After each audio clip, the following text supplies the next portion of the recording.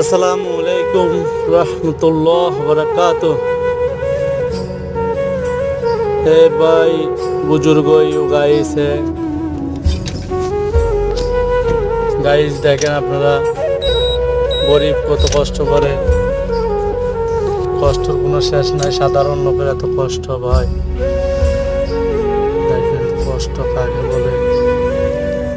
এদের কষ্ট দেখে আমাদের তো আফসোস মনে হয়, কষ্ট মনে হয়। কি করব, আমাদের কিছু করার নাই।